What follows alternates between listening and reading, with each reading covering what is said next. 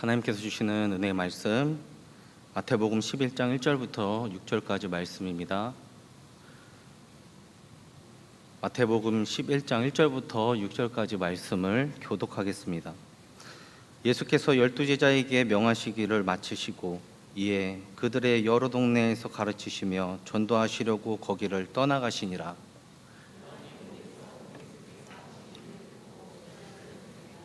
예수께 여짜오되 오실 그이가 당신이오니까 우리가 다른 이를 기다리오니까.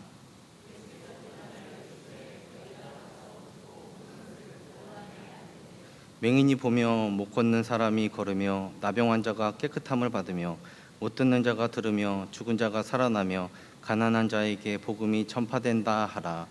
누구든지 나로 말미암아 실족하지 아니하는 자는 복이 있도다 하시니라. 아멘. 할렐루야. 기다림과 기대는 누구나 가지고 있는 마음입니다. 마치 사랑하는 사람을 기다릴 때 설레죠. 또 내 삶에 뭔가 변화가 찾아오기를 간절히 바라면 기다림과 기대하는 마음을 가지고 또 오늘을 살아내고 또 버텨냅니다. 그러나 이런 기대와 우리의 현실이 다르게 흘러갈 때 우리는 어떤 질문을 하게 됩니까? 주님, 정말 제 삶에 일하시고 계시긴 하십니까? 내가 품었던 기대와 지금의 이 현실은 왜 이렇게 다른 거죠? 우리는 이렇게 질문합니다. 그런데 이 질문은 우리의 믿음이 부족해서가 아니라 하나님을 믿는 것에 대해서 진심이기 때문에 우리가 갖게 되는 깊은 고민이라는 겁니다. 내가 더 믿음으로 잘 살아보고자 하기 때문에 갖게 되는 마음이라는 거죠. 오늘 본문 속에 세례 요한 역시 이 질문을 가지고 예수님께 나아갑니다. 당신이 정말 내가 기다려온 메시아가 맞긴 합니까? 여러분, 세례 요한이 어떤 사람이었죠? 여러분들 다 아시잖아요. 말씀해 보세요. 안 아시죠? 세례 요한은 하나님 앞에서 신실한 사람이었고요. 사람들 앞에서 흠잡을 데 없는 정직한 바른 삶을 살았던 사람입니다. 광야에서 거친 삶도 기꺼이 선택해서 갈 만큼 자신의 모든 사명을 오직 하나님의 뜻에 철저하게 맞추고 복종하는 데 두었던 사람이기도 했습니다. 그리고 세례 요한의 신실함과 사명은 그 누구보다도 확고했습니다. 그럼에도 그의 현실은 너무도 지금 비참한 상황이라는 거죠. 그는 지금 따스한 온기가 전혀 없는 차가운 바닥과 손발이 꽁꽁 묶여 꼼짝달싹하지 못하는 이러한 감옥 안에 갇혀 있는 상황 가운데 있습니다. 바로 그 자리에서 요한은 예수님을 향해서 질문하고 있는 겁니다. 정말 당신이 오실 메시아가 맞나요? 내가 그렇게 고대하고 기다렸던 메시아가 맞느냐? 이렇게 절망 가운데 질문하고 있는 겁니다. 그런데 이 질문은 그의 흔들림이자 동시에 자신의 믿음을 붙잡기 위한 그의 간절한 몸부림이기도 했습니다. 여러분, 저는 오늘 말씀을 묵상하면서 무엇을 알게 됐냐면 세례 요한의 모습을 통해 지금 나의 믿음이 지금 어느 지점에 와 있는지를 깨닫게 되었습니다. 현미경으로 들여다보게 되는 거죠. 그리고 신실한 사람도 믿음이 흔들릴 수 있고 하나님의 뜻에 순종하는 그 사람 역시도 하나님을 향해 의문을 가질 수 있다고 저는 생각하게 되었습니다. 여러분, 요한은 단순한 선지자가 아니었습니다. 구약의 마지막 선지자이자 신약의 시대를 열어주는 바로 메시아의 길을 연 바로 선구자였습니다. 요한이 백성들에게 세례를 주는 상황에서 자신에게 세례를 받으러 오시는 예수님을 보고 그는 이렇게 메시아를 알아봤습니다. 보라, 세상 죄를 지고 가는 하나님의 어린 양이로다. 그리고 요한은 자신의 사명과 역할이 어디까지인지 알았습니다. 그는 흥하여야 하겠고 나는 쇠하여야 하리라. 그랬던 그가 지금 어디에 있습니까? 어디에 있나요? 감옥 안에 있습니다. 그것도 손발이 꽁꽁 묶여 꼼짝달싹하지 못하는 상황 가운데 있습니다. 내가 하나님의 말씀을 충성스럽게 전한 결과가 결국 감옥행이라니, 너무도 억울하고 혼란스럽지 않았을까요? 않았을까요? 그랬겠죠. 대답을 해주세요. 그러니까 이렇게 생각한 겁니다. 나는 하나님의 뜻대로 살았는데 왜 그러지? 진리를 외친 나는 감옥에 있고 부정을 저지른 헤롯은 지금 저렇게 기세가 등등한데, 메시아는 오셨는데도 이 세상은 전혀 변화하지 않은 것 같아. 변할 기미가 보이지 않는 것 같아. 그렇게 요한은 이제 한 가지 질문에 봉착하게 됩니다. 그게 무엇입니까? 과연 내가 기다린 그 메시아 진짜야? 그렇게 그는 자신의 제자들을 예수님께 보내 질문합니다. 오늘 본문 3절 말씀입니다. 같이 읽겠습니다. 시작. 예수께 여짜오되 오실 그이가 당신이 오니까 우리가 다른 일을 기다리오니까. 여러분, 세례 요한이 감옥에 갇힌 이유는 단순했습니다. 그가 진리를 선포하기 때문입니다. 헤롯은 자신의 이복 동생인 빌립의 아내인 헤로디아와 부정한 관계를 맺습니다. 이 죄에 대해 요한은 타협할 수 없었죠. 그래서 헤롯에게 이야기합니다. 헤롯, 당신이 그 여자를 취한 것은 옳은 일이 아닙니다. 이렇게 진리를 말했기 때문에 그 진리의 말씀이 지금 헤롯의 심기를 건드렸고, 결국 헤롯은 자신의 권력으로 죄를 덮기 위해 지금 요한의 입을 막고자 그를 잡아서 감옥에 보냅니다. 분명 자신은 옳은 일을 했죠. 사람들 앞에서, 하나님 앞에서 정직하게 행한다고 했습니다. 그런데 돌아온 결과는 감옥행, 쇠사슬, 그리고 어둠 속에 있습니다. 그럼 요한은 대체 헤롯의 어떠한 죄에 대해서 책망을 하고 있는 것일까요? 우리가 좀 이해가 필요한데요. 요한이 헤롯을 책망한 이유는 메시아를 향했던 큰 기대 때문이었습니다. 메시아가 오시면 악한 권세는 무너질 것이며 또한 하나님의 심판은 곧 시작될 것이라고 생각이 들었기 때문입니다. 그 당시 모든 유대인들이 이런 메시아에 대한 사상을 가지고 있었고, 이러한 오해가 편만하게 있었다는 겁니다. 메시아가 오시면 하나님의 의가 이 세상 가운데 명백하게 드러날 것이다, 그렇게 생각한 것이죠. 그런데 현실은 무엇입니까? 죄를 지은 헤롯은 여전히 왕자에 앉아서 권세를 누리고 있고, 자신과 같은 의로운 사람은 감옥에 갇혀 있는 이러한 비참한 현실. 이 세상은 전혀 달라질 것 같아 보이지 않습니다. 요한이 기대한 의의 심판으로 인한 즉각적인 이 회복이 눈앞에서 일어나지 않으니까 지금 결국 요한의 마음속에 의구심이 생겨버린 겁니다. 정말로 예수님은 내가 기다린 메시아 맞아? 그의 믿음이 흔들리고 있는 것은 예수님의 정체가 의심스러워서라기보다 자신의 기대와 예수님의 사역의 방식이 달랐기 때문입니다. 그래서 자신의 제자들을 예수님께 보내 솔직한 자신의 마음을 표출하고 있는 겁니다. 그럼 여러분에게 질문해 보겠습니다. 내가 예수님을 믿는다고 당장의 내 문제가 해결이 됐나요? 기도를 하자마자 모든 상황들이 쉽게 풀리던가요? 예수님을 믿었더니 순간적으로 뿅 하고 내 경제적 상황들이 좋아지나요? 아니죠. 물론 하나님이 역사하시면 그런 일들도 일어날 수 있겠죠. 제가 하나님의 능력을 절대 부인하거나 또는 제한하는 것이 아닙니다. 여러분 오해하지 마세요. 제가 말씀드리고 싶은 건 뭐냐? 성경이 우리에게 가르쳐주는 바로 우리의 삶의 중요한 변화는 우리의 외적인 변화가 아니라 뭐냐?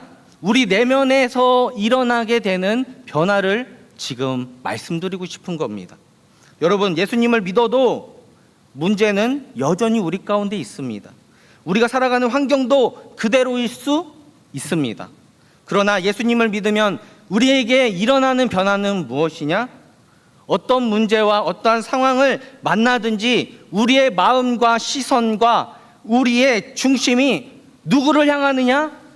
하나님만을 향하게 된다는 겁니다. 우리 내면이 변화되는 것을 말하는 것이죠. 이 사실을 모르고 외적인 변화에만 우리가 초점을 곤두세우고 있다면 어떻게 됩니까? 자꾸 신앙생활을 하면서 의문이 듭니다. 의심이 듭니다. 의구심이 드는 겁니다. 하나님 정말 살아계신 것 맞습니까? 왜 내 기도에는 응답하지 않나요? 내 형편, 내 상황은 왜 좋아지지 않습니까? 우리가 이렇게 질문하게 되는 겁니다. 여러분, 오늘 본문을 자세히 들여다보세요. 세례 요한이 예수님께 던지는 이 질문은 그의 믿음이 약해서 나온 질문이 아니라 오히려 너무도 확고한 자기 확신에서 내뱉고 있는 질문이라는 점입니다. 그는 평생 그렇게 예수님을 알아왔기 때문에 그렇게 믿어왔던 메시아에 대한 전통적 이미지가 자신에게 있었기 때문에 너무도 당연하게 예수님을 향해서 질문할 수 있었던 겁니다.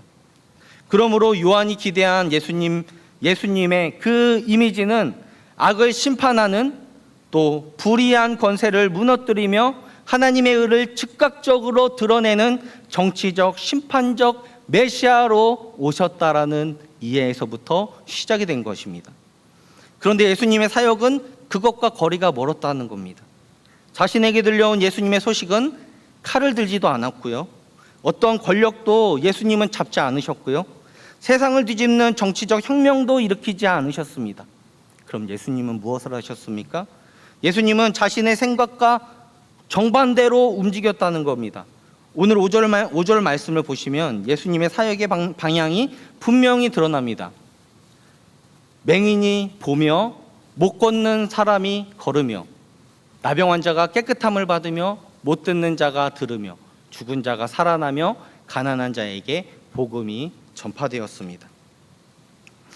여러분, 요한이 기대했던 심판의 메시아가 아닌 예수님은 상처 입은 영혼들, 굶주린 영혼들, 치유가 필요한 영혼들, 예수가 필요한 그 영혼들을 고치는 메시아로서 오셨다라는 겁니다.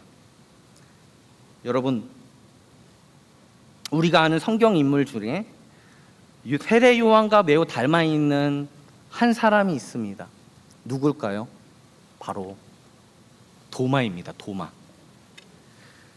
우린 흔히 도마를 의심이 많은 사람으로만 생각하지만 예수님을 직접 만져보고 그리고 직접 만나야 부활을 믿겠다라는 이러한 도마의 요구는 단순한 진짜 확신을 갈망하는 그 마음에서 비롯된 요구였다라는 겁니다. 우리도 신앙생활을 하면서 그렇지 않나요? 직접 내 눈으로 보고 만져도 보고 확인을 해야 진짜 믿겠다 말합니다. 그런데 여러분, 여전히 우리 안에서 이런 인간적인 마음으로 확신을 원하는 마음들이 우리 안에 자리 잡고 있는데, 그러나 도마는 의구심을 가졌지만 제자들이 함께 있는 그 공동체의 무리를 떠나거나 이탈하지 않았다라는 겁니다. 예수님의 부활을 마주하는 그 자리에 그가 머물러 있었다라는 것이 중요합니다. 그것은 도마가 자신의 답을 찾기를 포기하지 않았다라는 것을 증거해 줍니다. 도마의 마음속에 남아있는 그 의문은 여전히 남아 있었지만 그 의문을 품고서라도 예수님께 나아가고자 하는 그에게 갈망이 있었다라는 겁니다. 그러므로 세례 요한과 이 도마 두 사람은 모두 예수님에 대한 의구심을 가졌지만 동시에 같은 반응을 드렸다는 것입니다. 자신이 가진 의구심을 사람들에게 쏟지 않고 예수님에게로 직접 가져갔다라는 것과, 비록 자신이 감옥 안에 있는 이 절망스러운 순간에도 제자들을 보내서 예수님께 직접 질문하고 예수님의 부활에 대한 의심을 제자 공동체 안에서 붙들고 기다렸던 것, 그리고 마침내 예수님 앞에 자신의 그 의문점을 고백했다라는 것, 그것이 중요하다라는 겁니다. 여러분, 바로 이러한 두 사람의 모습이 우리 성경이 우리에게 보여주는 참된 믿음의 사람의 자세의 태도라는 것입니다. 그러므로 믿음이란 흔들리지 않는 것이 아닙니다. 흔들린다 하더라도 예수님께 나의 믿음을 가지고 나아가는 것, 그것이 진짜 참 믿음입니다. 신앙생활 하면서 생기는 여러 가지 의문과 질문들이 있죠. 여러분, 하나님 앞에 가져가시기 바랍니다. 이것이 바로 성숙한 신앙생활입니다. 흔들림과 의심을 하는 것은 절대 실패가 아닙니다. 오히려 하나님 앞에서 우리의 믿음을 더 깊이 확인하게 되고 또한 성장할 기회를 얻게 되는 겁니다. 그러므로 내 안에 어떠한 의심과 믿음으로 흔들리려고 할 때 여러분, 도망치지 마시기 바랍니다. 그리고 솔직하게 하나님 앞에 고백하시기 바랍니다. 그래야 우리의 믿음이 성장할 수가 있습니다. 그리고 이어 5절 말씀을 다시 보시면 예수님께서는 요한의 질문에 이렇다 저렇다라고 대답하지 않고 이렇게 말씀하십니다. 다시 한번 띄워주세요. 5절 말씀 제가 읽어드릴게요. 맹인이 보며 못 걷는 사람이 걸으며 나병 환자가 깨끗함을 받으며 못 듣는 자가 들으며 죽은 자가 살아나며 가난한 자에게 복음이 전파된다 하라. 여러분, 이것은 예수님께서 자신의 정체성을 직접 밝히시지 않고 오히려 자기 자신이 그동안 행하신 그 일, 바로 하나님의 말씀이 성취되었다라는 그 사실에 대해서 증거하시는 말씀입니다. 사실 예수님이 그래 내가 메시아다 이 말 한마디만 하셨으면 됩니다. 그런데 그렇게 말씀하지 않고 이사야서 말씀을 인용하셨다는 겁니다. 이사야서 35장 5절부터 6절 말씀 우리 같이 한번 읽겠습니다. 시작. 그때 맹인의 눈이 밝을 것이며 못 듣는 사람의 귀가 열릴 것이며 그때 저는 자는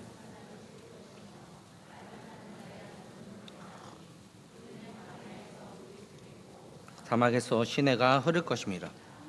이사야 61장 1절도 함께 읽겠습니다. 시작. 이는 여호와께서 내게 기름을 부으사 가난한 자에게 아름다운 소식을 전하게 하려 하심이라. 나를 보내사 마음이 상한 자를 고치며 포로된 자에게 자유를, 갇힌 자에게 노임을 선포하며. 여러분, 바로 이 예언의 말씀, 메시아가 오시면 나타날 표적을 예수님께서는 말씀하신 겁니다. 그러니까 요한에게 예수님은 이렇게 말씀하고 싶은 겁니다. 요한아, 내가 기다리던 정치적 심판자가 내가 아니야. 나는 말씀의 예언을 따라 모든 온 인류의 죄와 고난과 사망에서 구원하러 온 메시아다. 그러니까 내 기대와 다르다고 내 믿음이 흔들리지 않기를 바래.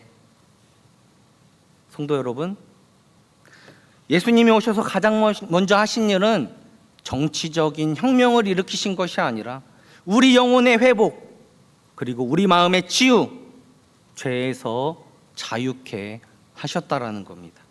우리의 삶 속에서 죄의 사슬이 끊어지게 하셨고 영적인 눈이 열리게 하셨고 복음의 은혜가 깊어지고 우리의 마음이 치유되는 그 경험을 할 수 있도록 우리를 위해서 십자가에서 죽으시기까지 하셨다라는 것입니다.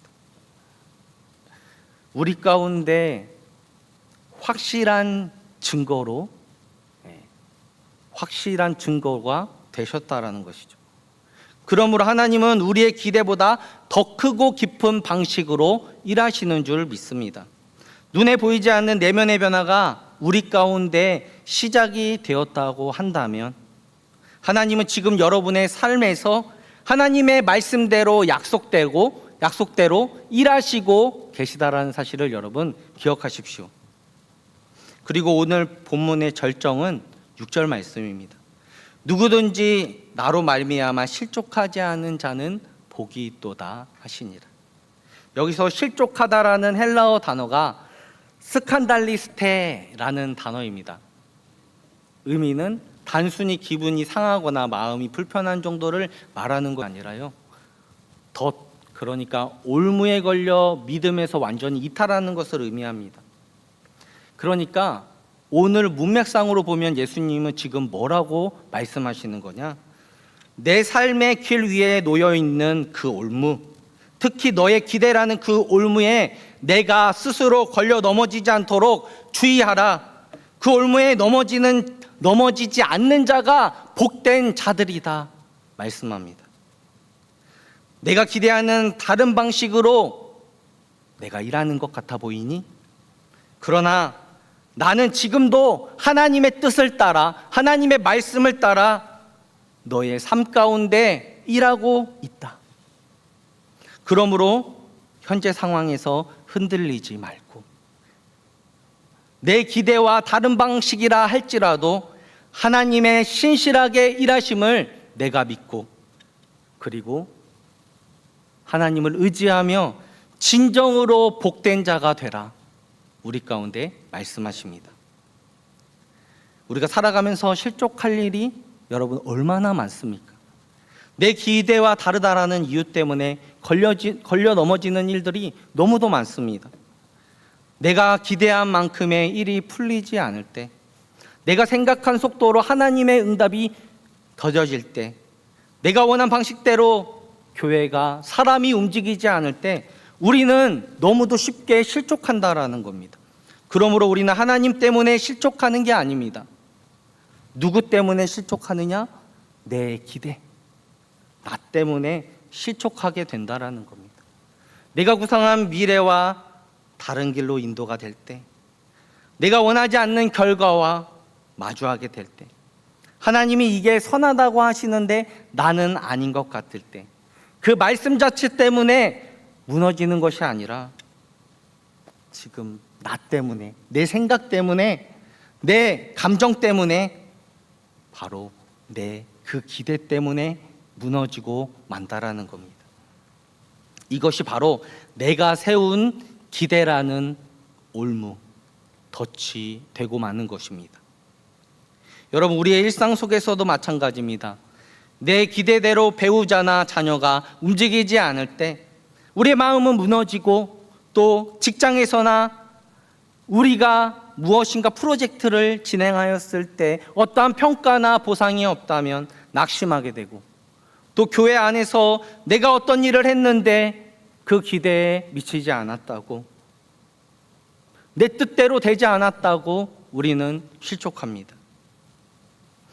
결국 우리를 넘어뜨리는 것은 뭐냐? 하나님이 아니라 나의 기대, 내 걱정, 내 염려, 그리고 내 자아 때문입니다. 여러분, 그렇다면 믿음은 무엇입니까? 히브리서 11장 1절은 이렇게 기록합니다. 믿음은 바라는 것들의 실상이요 보이지 않는 것들의 증거니. 여러분, 믿음이란 보일 때만 믿는 것이 아닙니다. 보이지 않아도 신뢰하는 것이 진짜 참 믿음입니다. 하나님의 침묵 속에서도 하나님의 일하심을 우리가 인정하며, 내 기대와 다른 현실 속에서도 하나님의 방식을 받아들이는 것, 바로 이것이 믿음의 진정한 실체입니다. 저는 이 믿음의 실체를 보여준 한 사람에 대해서 여러분에게 소개해 드리려고 합니다.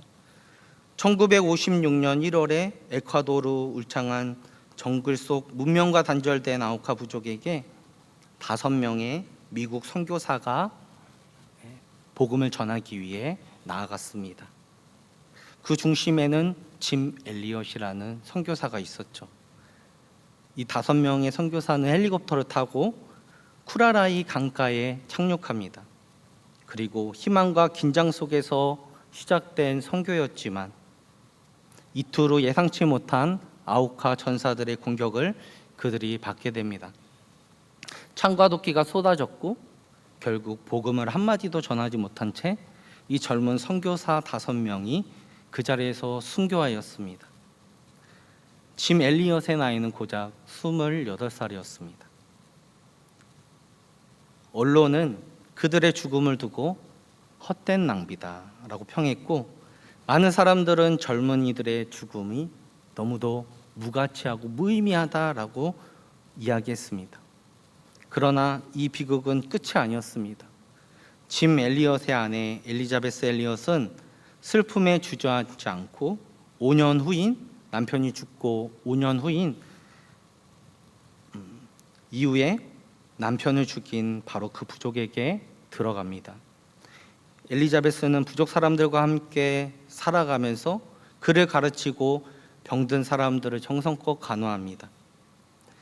그리고 5년의 사역을 마친 후에 안식년을 맞아 부족을 떠나려던 그녀에게 부족의 추장이 와서 이렇게 묻습니다.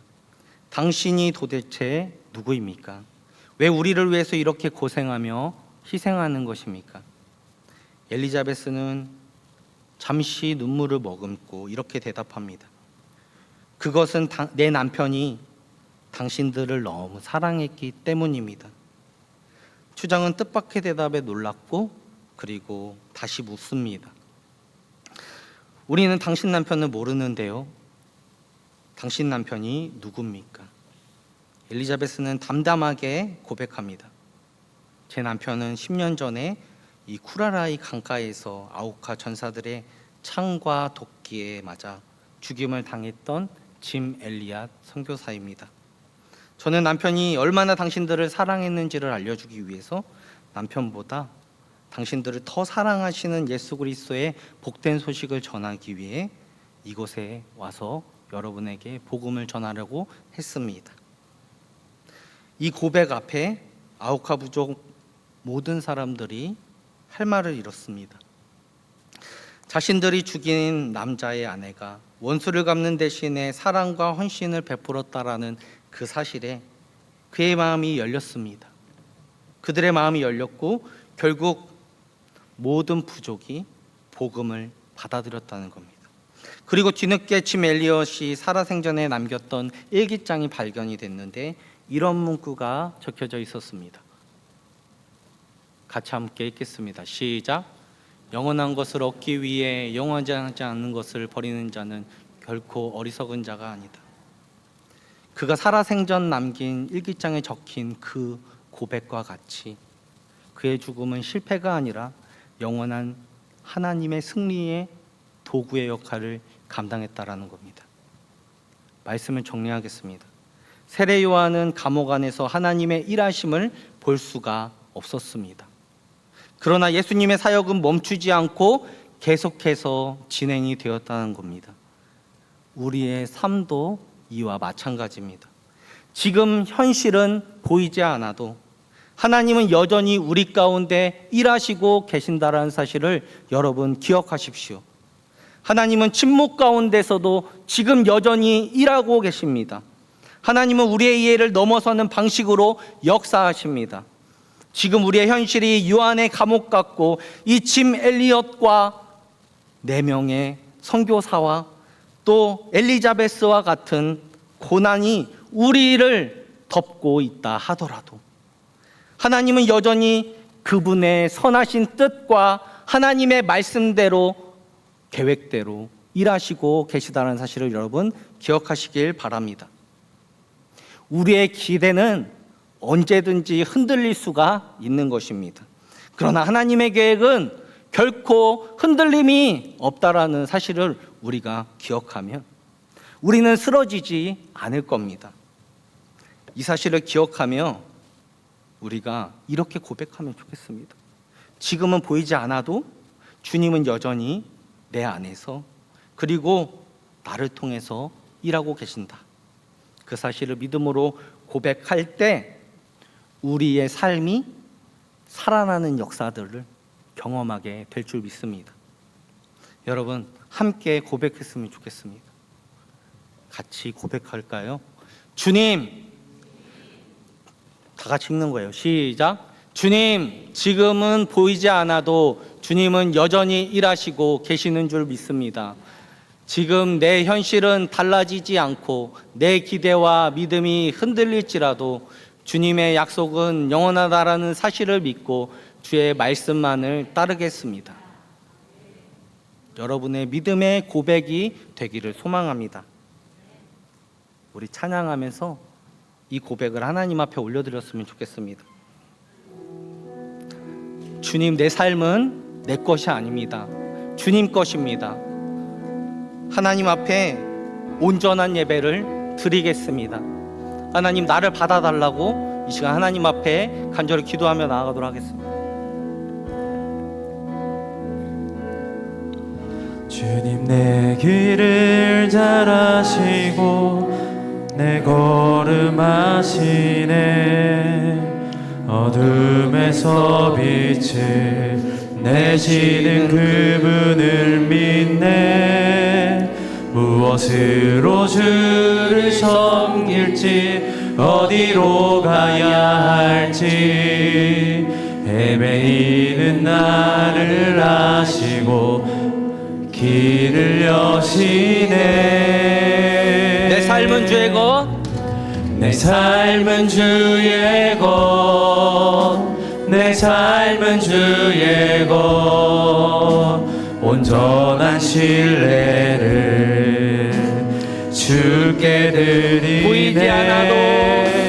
보이지 않아도 믿음으로 걷네.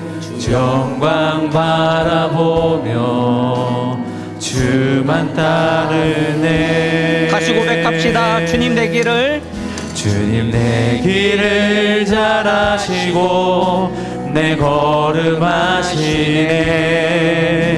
어둠에서 빛을 내시는 그분을 믿네. 무엇으로 주를 섬길지 어디로 가야 할지 헤매이는 나를 아시고 길을 여시네. 내 삶은 주의 것, 내 삶은 주의 것, 내 삶은 주의 것. 온전한 신뢰를 주께 드리네. 보이지 않아도 믿음으로 걷네. 주만 바라보며 주만 따르네. 좁은 길 따르라. 좁은 길을 따르라. 승리의 주 영원한 생명 되시네. 고난 중에 순종을 배워가며 너의 모든 삶 맡겨드리라. 좁은 길 따르라. 좁은 길을 따르라. 승리의 주 영원한 생명 되시네. 고난 중에 순종을 배워가며 너의 모든 삶 맡겨드리라. 내 삶은 주의 것, 내 삶은 주의 것. 온전한 신뢰를 주께 드리네. 보이지 않아도 믿음으로 걷네. 주 영광 바라보며 주만 따르네. 내 삶은 주의 것, 내 삶은 주의 것, 온전한 신뢰를 주께 드리네. 보이지 않아도 믿음으로 걷네. 주 영광 바라보며 주만 따르네. 우리가 말씀을 위해서 말씀을 놓고 잠깐 기도하기를 원합니다. 주님, 우리의 현실이 요한의 감옥 같고 우리의 기대가 여전히 흔들릴지라도 주님이 지금도 우리 가운데 말씀대로 일하고 계심을 우리가 믿게 하옵소서. 보이지 않더라도, 지금 눈앞에 잡히지 않더라도 지금도 역사하시는 주님의 손길을 신뢰하며 낙심치 않고 우리가 가지고 있는 그 의심 속에서도 주님만을 온전히 바라보게 하옵소서.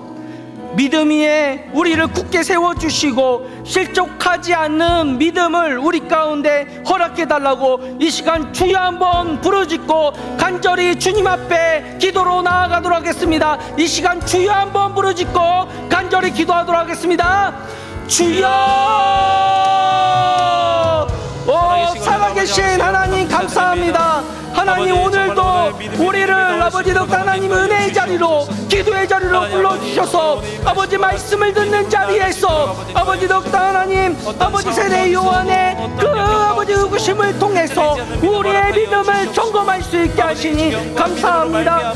비록 지금 우리의 현실이 요한의 감옥 같고 우리의 기대가 흔들릴지라도 아버지 주님, 이 시간 아버지 주의 말씀대로 아버지 여전히 우리 가운데 주님께서 일하고 계심을 믿사오니 아버지 하나님, 지금 눈앞에 보이지 않는 상황이라 할지라도 아버지 내 손에 잡히지 않는 상황이라 할지라도 지금도 살아서 역사하시는 그 주님의 손길을 신뢰하며 아버지 낙심치 않고 아버지 우리의 의심 가운데서도 주님을 온전히 바라볼 수 있게 하옵소서.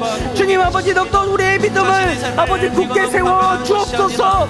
아버지 하나님, 실족하지 않는 믿음을 우리 가운데 허락해 주옵소서. 아버지 주님을 따르는 삶을 살아갈 수 있도록 우리를 붙들어 주옵소서. 아버지 하나님, 우리의 현실은 아버지 우리의 기대만큼 아버지 덕분 하나님, 아버지 덕분 달라지지 않습니다. 그러나 아버지 하나님, 주님의 약속은 신실하심을 믿으며 오늘도 주님의 뜻을 따라 걸어가는 아버지 주님의 말씀대로 아버지 순종할 수 있는 복된 믿음의 자녀들이 되어질 수 있도록 우리의 삶을 붙들어 주시고 우리를 인도하여 주옵소서. 아버지, 우리는 부족합니다. 여전히 아버지 더욱더 약합니다. 그래서 아버지 하나님, 오늘도 아버지 하나님의 은혜를 구하며 나아가오니 아버지 하나님, 우리가 지금의 현실을 바라보는 것이 아니라 아버지 지금도 나와 함께 하시는 주님을 바라보며 믿음의 길을 걸어갈 수 있도록 도와주옵소서. 우리의 삶을 하나님 인도하여 주옵소서. 아버지 하나님, 우리 가운데 아버지 하나님 일하심을 아버지 더욱더 경험하며 주님 아버지 믿음의 길을 아버지 더욱더 믿음의 정도를 걸어나가는 복된 주의 성도들이 되어질 수 있도록 주님 함께하여 주옵소서. 아버지 하나님, 이 시간 아버지 더욱더 하나님 앞에 아버지 우리의 간절함을 드립니다. 우리의 마음을 드립니다. 우리의 삶을 드리오니 하나님 우리를 받아 주시옵소서. 아버지 하나님, 아버지 지금 기도할 때 이번 전도 축제를 통해서 우리 교회를 방문한 모든 태신자들을 기억하며 그들을 위해서 기도하겠습니다. 태신자들이 교회 공동체 안에서 잘 정착해 나갈 수 있도록 우리가 앞서서 먼저 그들을 따뜻하게 맞아주고 예수 그리스도의 사랑과 복음을 그들에게 전해줄 수 있도록 하나님, 그들에게 믿음을 허락해 주시고 예수 그리스도를 주라 고백하는 그러한 복된 믿음의 사람들이 될 수 있도록 모든 교회 성도들이 함께 그들을 돌아보고 격려하며 신앙의 길을 함께 걸어갈 수 있게 해달라고, 이 시간 우리가 전도했던, 우리 전도 축제에 나왔던 모든 태신자들과 앞으로 12월까지 우리가 계속 그 영혼들을 품고 기도하게 해달라고, 이 시간 주여 한번 부르짖고 우리 태신자들을 위해 잠시 기도하도록 하겠습니다. 기도합니다. 주여! 오, 살아계신 하나님 감사합니다. 이번 전도 축제를 통해서 우리 교회를 방문한 모든 태신자들이 있습니다. 또한 아버지 덕다 하나님, 이 자리에 아버지 초청할 우리의 태신자들이 있습니다. 하나님 아버지 덕다 그들이 교회 공동체 안에서 아버지 덕다 하나님 믿음으로 아버지 정착할 수 있도록 하나님 그들을 인도하여 주옵소서. 아버지 하나님, 우리가 그들을 아버지 사랑으로 섬길 때, 아버지 하나님 그들을 따뜻하게 맞이할 때, 아버지 그들에게 그들 안에 예수 그리스도의 사랑이 아버지 덕다 하나님 전달되어질 수 있게 하시고, 그 예수 그리스도의 사랑이 씨앗이 되어 아버지 하나님 그들에게 복음이 심겨질 수 있도록 주님 함께하여 주옵소서. 하나님 그들에게 아버지 성령 하나님께서 믿음을 허락해 주셔서 아버지 예수 그리스도를 주라 고백하는 은혜를 경험할 수 있도록 도와주옵소서. 아버지 하나님, 교회 아버지 성도들이 아버지 함께 아버지 우리 태신자들을 돌아보며 격려하며 신앙의 길을 함께 걸어갈 수 있도록 도와주옵소서. 우리가 그 역할들을 감당하는 원합니다. 우리가 아버지 덕다 하나님 아버지 복음을 전하는 도구, 아버지 그들을 믿음으로 세우는 그 도구의 역할들을 감당하기를 원합니다.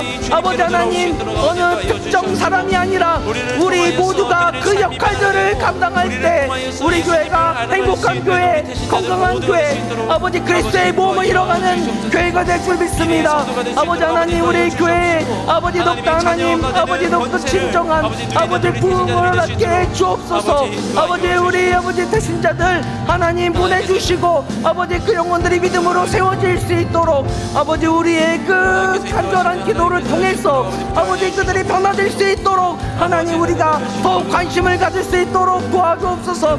우리가 관심을 더 갖기를 원합니다. 그 영혼들을 위해 기도하기를 원합니다. 아버지 그 영혼들을 위하여 아버지 우리가 아버지 하나님 앞에 아버지 덕다 무릎으로 나아갈 수 있도록 주님 우리를 붙들어 주시옵소서. 성령님 아버지 덕다 우리를 강권적으로 붙들어 주옵소서. 그들에게 아버지 덕다 믿음의 본을 보여줄 수 있도록 아버지 하나님 내 삶으로 아버지 예수 그리스도를 증명할 수 있도록 우리를 붙들어 주시고 우리를 인도하여 주시며 우리와 아버지 함께 하시는 그 주님을 아버지 그들도 경험할 수 있도록 아버지 덕다 하나님 그들을 사랑으로 섬기게 하시고 그들을 위하여 기도하게 하시고 아버지 하나님 그들에게 예수 그리스도의 복음을 담대히 증거하며 내 삶으로 증거할 수 있는 복된 은혜의 자리가 되어줄 수 있도록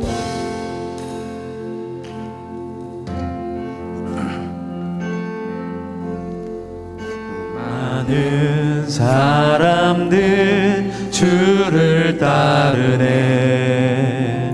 자신의 연약함 가지고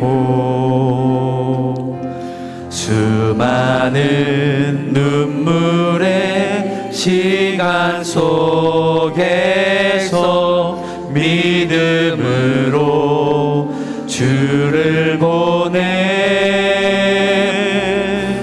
수많은 사람들 주를 따르네. 자신의 연약함 가지고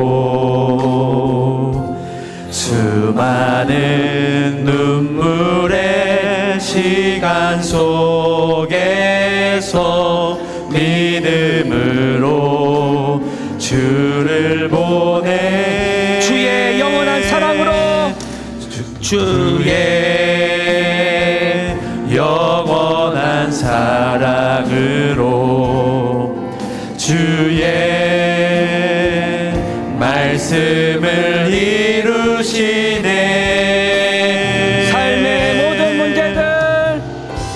삶의 모든 문제들 나를 힘겹게 해도 포기하지 않는 오늘을 살아가리라. 소망이 보이지 않는 내 삶 속에 주님만이 소망되어 주의 뜻 이루시리라.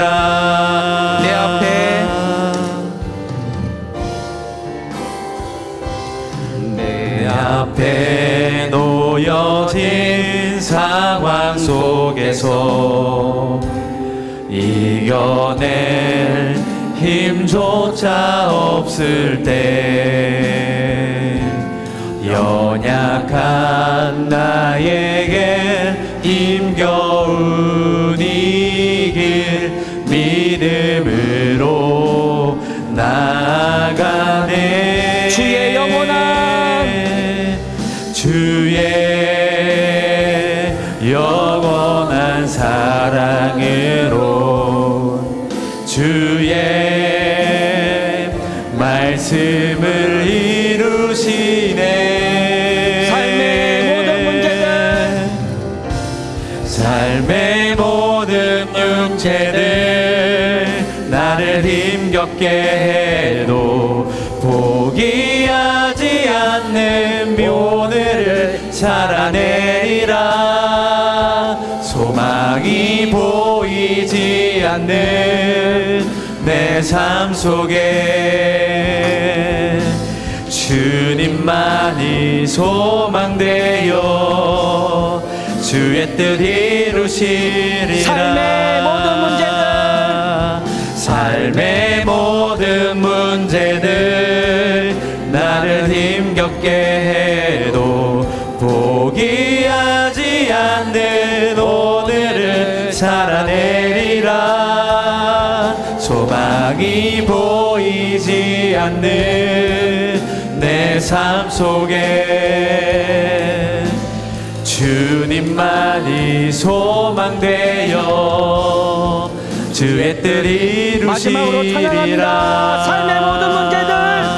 삶의 모든 문제들 나를 힘겹게 해도 포기하지 않는 오늘을 살아내리라. 소망이 보이지 않는 내 삶 속에 주님만이 소망되어 주의 뜻 이루시리라. 우리 마지막으로 기도할 때 2026년을 우리가 준비하며 사역 지원서를 작성하고 있습니다.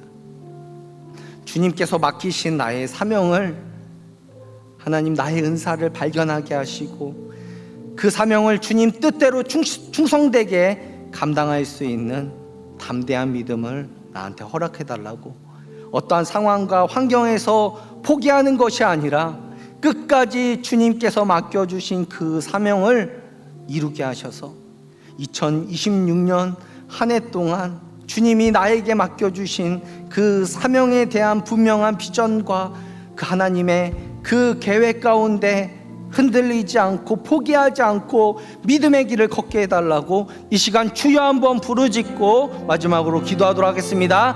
주여 한번 부르짖고 기도합니다. 주여! 오 살아계신 하나님 감사합니다. 아버지 하나님, 우리가 2026년을 준비하며 아버지 사역 지원서를 작성하는 기간 중에 있습니다. 아버지 하나님, 주님께서 우리에게 맡기신 아버지 더욱더 우리의 사명은 아버지 은사를 발견할 수 있게 하여 주옵소서. 우리의 사명을 주님 뜻대로 충성되게 감당할 수 있는 믿음을 허락해 주옵소서. 어떠한 상경과 아버지 상황과 환경에 아버지 포기하는 믿음이 아니라 아버지 하나님 끝까지 아버지 아버지 주님께서 맡기신 그 사명 이루게 하셔서 아버지 한 해 동안 주님이 맡겨주신 그 비전과 하나님의 선하신 계획 가운데 흔들리지 않게 하여 주옵소서. 아버지 끝까지 주님께서 맡기신 사명의 길, 아버지 믿음의 길을 걸어갈 수 있도록 하나님 우리를 붙들어 주옵소서. 아버지 하나님 여전히 내 앞에는 아버지 덕다 하나님 어떠한 상황 때문에 아버지 덕다 하나님 아버지 포기하는 아버지 덕다 애들이 너무도 많습니다. 아버지 하나님 그러나 하나님 아버지 믿음으로 주님을 바라볼 때 감당할 능력도 우리에게 주시는 줄 믿습니다. 하나님 상황을 바라보고 환경을 바라보는 것이 아니라 아버지 주님을 바라볼 수 있는 믿음 우리 가운데 허락해 주옵소서. 주님을 바라보며 믿음의 길을 걸어갈 수 있는 믿음의 정도를 걸어갈 수 있는 복된 자들이 되게 하여 주옵소서. 주님만을 아버지 간절히 바라며 주님만을 의지하며 아버지 덕다 하나님 우리가 아버지 덕다 하나님 담대히 나아가도록 하겠습니다. 아버지 하나님 주님 앞에 아버지 덕다 하나님 전심으로 나아가기로 원합니다. 아버지 우리의 헌신과 우리의 희생과 우리의 섬김과 아버지 하나님 우리의 아버지 덕다 하나님 아버지 덕다 헌신이 아버지 주님 앞에 아버지 온전히 올려드리기 원합니다. 아버지 하나님 이 시간 아버지 덕다 하나님 우리 성도들을 아버지 하나님 앞에 아버지 덕다 하나님 나왔습니다.